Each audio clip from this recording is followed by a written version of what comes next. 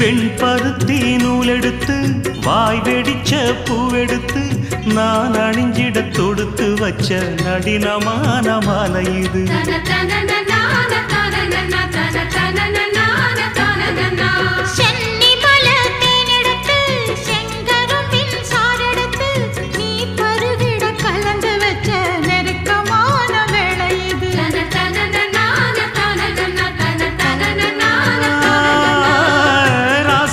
உடம்பிருக்கும் ரவிக்க துணி நானாக அன்னாடம் சூடி கொள்ள ஆசை வச்சாகாதா.